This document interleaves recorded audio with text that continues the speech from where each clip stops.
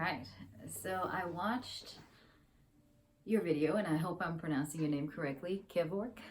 Um, you are, first and foremost, an excellent speaker. I can see why you would be doing speech tournaments. Excellent wording, very creative with the way that you think and articulate. It's brilliant. So hats off to you. The points that you made were excellent.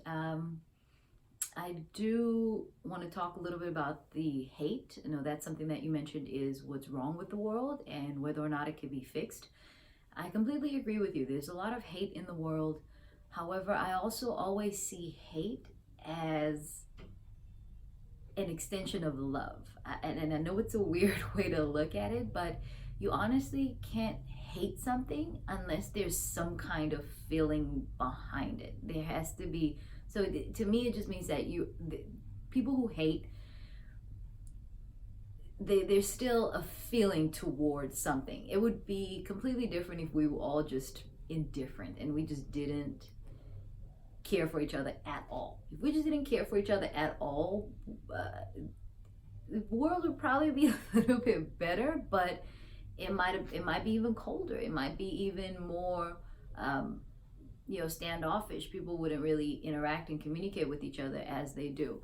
A lot of times when you see a heated argument or heated conversation, like you said, I mean, at least we having a conversation. At least we are talking to each other. Of course, hate is distributed in so many different forms, and unfortunately, a lot of people get hurt emotionally and very much physically can get hurt because of it. And that's where that hate and anger comes together. So yes, that is a issue in this world. However, at least hate can hopefully be transferred into love. At least someone can say, okay, well, I hated you because of XYZ, but now that I know what you really mean or where you're coming from, I can feel something different for you. And at least we're feeling for each other, which is really what I'm coming down to. But I do agree with you that it's a problem, and it certainly is an individual thing to change. Changing somebody's prejudice and especially the way that you perceive other people in life, it's tough.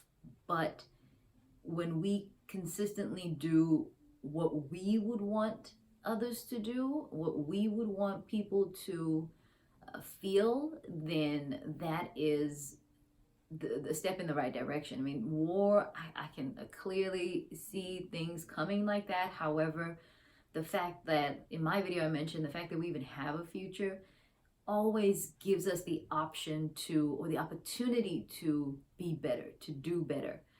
If we didn't even have any opportunity as far as the future, if we just knew, okay, this future is being shut down, then of course that's the worst part. But because we still have a future, we all individually have an opportunity to do the right thing, to be better. And when we individually do things better, eventually others change. That is just inevitable. So I appreciate, and I do love your thoughts on and your worldview. I completely see where you're coming from, and I thank you for taking time to go over that with us. Hopefully we're making the world a better place.